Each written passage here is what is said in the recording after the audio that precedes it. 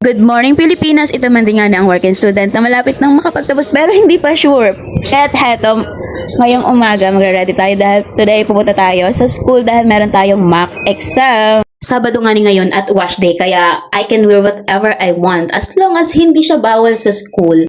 3 oras lang nga ni ako natulog kaya ako'y maantok-antok ka ng oras na ito pero wala tayong choice kasi mock exam yun eh. Kasama yun sa requirements. Hindi pwedeng hindi makakapag-exam. Sana naman mag-Alalinda Walker ang person na iyan. So inayos ko na nga ang aking buhok na talaga namang napakahaba at napakaganda.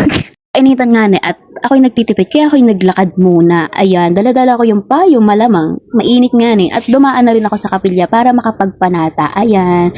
So, nung dumating na ako sa altura ay bumili muna akong pandesal kasi hindi pa ako nakakapag-almusal. Hindi na ba magutom pa ang person na yan. Tapos dumaan na rin ako sa mini divisoria para makabili ng folder.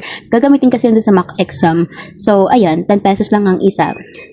Yan, sumakay na rin ako sa jeep para makarating na ng maaga-aga. Nakakatamad na nga ang buhay na ere. At kahit Sabado, kahit weekends, ay may pasok. Kainahan mo ng buhay yan.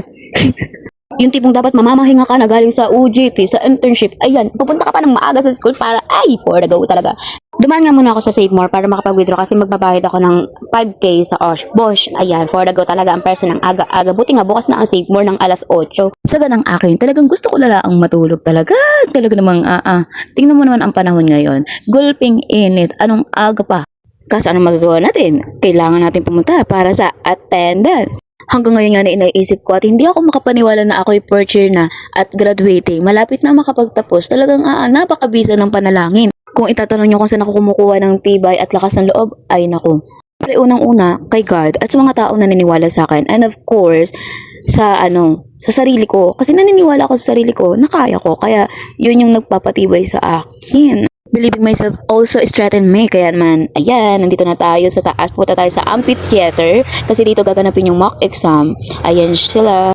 Ay, akala ko nga na ay late na ako. Kaya ako'y nag-tricycle. Tapos pagdating ko dito, konti pa lang students. Pero hindi na para mag-complain pa dahil sanay na ang person na yan. 4 na taon na baga naman gayaan. Kaya naman, heto't nagkain-kain na rin ako ng pandesal. Siyempre, pwede naman kumain dyan ng patago. Ayun, nangatakwa ko niya paper ko na pagsasagutan, answer sheet. At medyo talaga ako inaantok ng mga oras na iyan. Kasi nga, konti lang ang tulog ko, guys. Sa araw-araw na lang hinamo ng buhay. Talaga ang antok ng person na iyan ay sagad na sagad. Kaya nga kahit saglit lang ako mapaupo, kahit yan ay kumakain, kaya kong umidlip.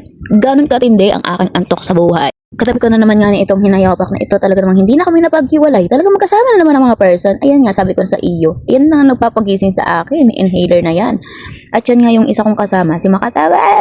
Anong kasawaan talaga naman kami lagi na lang magkasama simula elementary, high school, senior high, maging sa college. Pambihira, wag mong sabihin hanggang sa magtrabaho kami. Ay magkasama kami, pambihirang tadhana. Iyan, nakakaumay naman ang person.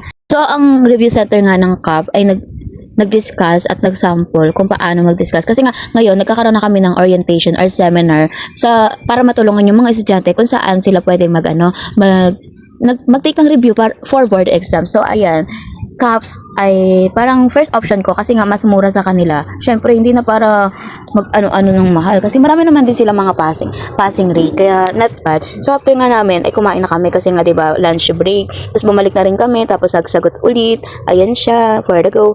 At ang person na to, ay nakatulog na naman.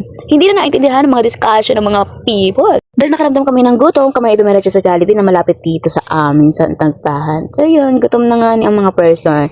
At pagkatapos, ayan siya, nagmamaganda na naman. Kala mo talaga, napaka-kides. I'm not flexing the beauty. I'm flexing kung ano yung mga nakuha ko at nagain ko sa mga puyat, pagod at trabaho na ginagawa ko para lang makapag-aral for the go.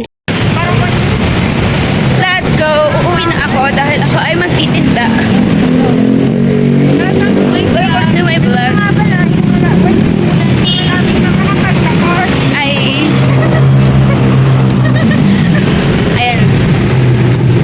Vlog tayo. Wala na akong video. Ito na nga pala, yung estudyante working student. Ang bilag ng ulo ko. Makapagtapos. Isang set na lang, guys. Maingay ka masyado, bay. Kaya pa to. Guys, kaya pa to. Pagdating ko nga sa bahay, nagsimula na ako magbilang ng remit para pang deposit kinabukasan. So, ayan, busy-busy na naman ang mga person. Dahil ngayon din nga ni ay mamimili para sa Divisoria, kaya kailangan talaga magbilang. Hindi pwedeng hindi, guys. Tomorrow kasi maaga na naman ang pasok ko, tapos marami na namang agenda sa buhay. Tapos pagkatapos ko nga magbilang ng remittance, nandito na nga ako sa tindahan kasi it's my turn. Talaga namang, ako kasi ang closing dito everyday. Everyday, walang palya. Kinakain ko na nga yung yung Hungarian na, yung sandwich na binigay sa akin ni Big Boss. Kaya naman talaga ako tuwan-tuwa talaga ng person.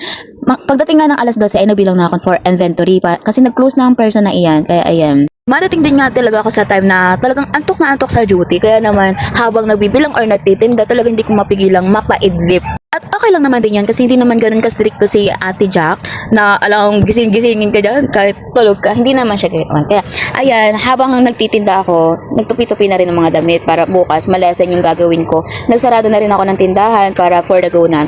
Matutulog na rin nga ni si Big Boss at itong mga alaga hindi na magkamayaw. Alam na ang mangyayari kasi dinadala sila sa taas kasi inaaway lang naman dito sa baba. Na makakit nga si Ate Jack, eto, nandito na ako sa kusina. Talaga namang for the go. Talagang yung gusto mo nang matulog pero wala, kailangan mo pa hugasan. Kaya pag tinatamad ako, bahala ka na ika dyan, tomorrow ka na. O diba, linis ang lababo. Si Big Boss kasi ayaw niya ng may maraming hugasin dyan sa sa lababo. Kaya hanggat kaya kong hugasan, di hugasan. Nag-refill na rin ako ng tubig at akong pinakatamad mag-refill dito. Kahit wala yung laman, nilalagay ko yan sa ref. At hata't naghatbat na rin nga ni ako talaga napakainit, napakalagit ng pawis. Kaya hindi pwedeng hindi. Eto, for the go. Ay, ngayon ko lang napansin, naghatbat muna pala ako bago ako nag-inventory. For the go naman pala ang person. Naglilista nga lang pala ako ng papamilihin for tomorrow kanina. So, ayan, nabot na nga ako ng alauna, guys. Kasi nga, ang dami kong agenda, ang dami kong anik-anik at patalastas na ginawa bago ako nagbilang. Kaya for the go na nga. Kaya hanggang dito na lang, Bye-bye!